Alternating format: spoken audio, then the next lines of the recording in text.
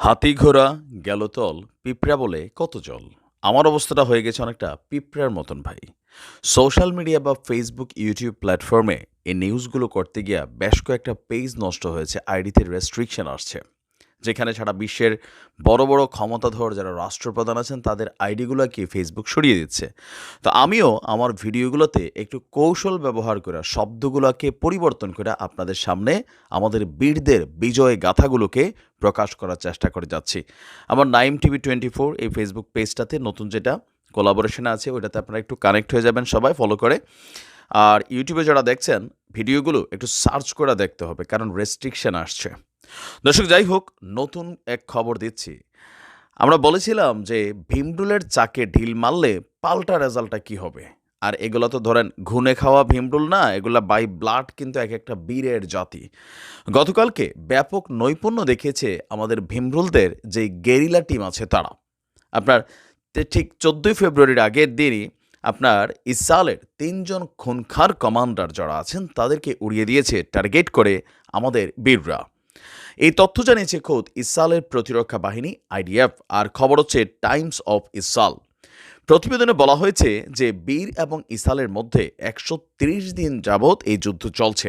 যুদ্ধ থামানোর জন্য মধ্যস্থতাকারী দেশগুলো আবারও নতুন করে যখন আলোচনা শুরু করেছে, তখন আপনার এই মুহূর্তে এসে প্রাণ হারিয়েছে ব্যাটালিয়ন কমান্ডার সহ 3জন ইসরায়েলি সেনা অফিসার।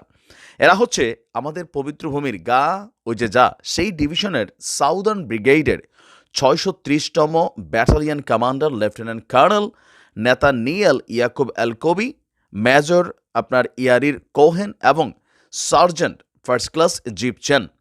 খান ইউনিসের একটি ভবনে ইসরায়েলি ওই সেনারা অবস্থান করছিল। আর তাদের পরিকল্পনা ছিল এখান থেকেই আমাদের খান ইউনুসের যে অঞ্চলগুলোতে বীরদের টানেলের দরজাগুলো আছে, অনেকেই মানে বিভিন্নভাবে এরা তো ধরেন নানান পরীক্ষা নিরীক্ষা কইরা স্যাটেলাইটের মাধ্যমে তথ্য উপাত্ত কালেকশন কইরা সেই টানেলের মুখগুলোতে প্রবেশ করবে বা সেখানে বিস্ফোরণ ঘটাবে, এমনটাই প্রস্তুতি ছিল। কিন্তু আমাদের বীরদের যে গেরিলার আছে তাদের কাছে তথ্য ছিল যে এই ভবনে 3জন জাদ্রেল অফিসার অবস্থান করছেন। আর এরপরই সেখানে আপনার নিজের জীবনকে বাজি রেখেই একটা অভিযান চালিয়েছে আমাদের গেরিলা টিম। আর জানালার মাঝখান দিয়ে সেই ভবনের ভেতর বিস্ফোরক বোঝাই একটা কি বলা হয় যে আমাদের দেশে ককটেল যেগুলো আছে ওইরকম টাইপের কিছু একটা ফেলেছে, সাথে সাথে বিস্ফোরণ, আর এতে 3জনেরই আপনার প্রাণ হারিয়েছে। আর সেই ঘটনার পর পাল্টা আক্রমণ হিসাবে আপনার বাকি ইসরায়েলি সেনারা ব্যাপক অভিযান চালিয়ে যাচ্ছে। আপনার এই মুহূর্তে ইসরায়েলিদের দেওয়া তথ্য অনুযায়ী, মানে এই তথ্যটা কোনোভাবে বিশ্বাসযোগ্য না, এরা বলছে টোটাল এই যুদ্ধে 232 জন সেনা অফিসার নাকি এদের বা সেনা সদস্য মানে প্রাণ হারিয়েছে। কিন্তু আমাদের বীররা প্রতিনিয়ত তাদের টেলিগ্রামে এই বিষয়গুলোকে কিন্তু আপডেট করে, সেখানে দেখা যাচ্ছে এই সংখ্যাটা 1000-এরও অধিক, আর আহতের সংখ্যা প্রায় কয়েক হাজার। এখন এই মুহূর্তে বীর এবং ইসরায়েল যুদ্ধে সর্বশেষ যে পরিস্থিতিটা ধারণ হয়েছে সেটা হচ্ছে রাফা সীমান্তে। পরবর্তী ভিডিওতে আমরা রাফা সীমান্তের সর্বশেষ অবস্থান এবং মিশরের সাথে ক্রমবর্ধমান যে যুদ্ধের পরিস্থিতি সেটা নিয়ে আপডেট দিতে যাচ্ছি। আমি আমার আগের ভিডিওতে বলেছিলাম ইসরায়েল কখনো থামবে না। এরা যখন আমাদের এই বীরদেরকে শেষ করতে পারবে, এরা কিন্তু কাতারকে ধমক দিছে। এবার দেখেন রাফা সীমান্তটাতে আইসা মিশরের বিরুদ্ধেও কিন্তু একটা অবস্থানের পরিস্থিতি দেখা যাচ্ছে।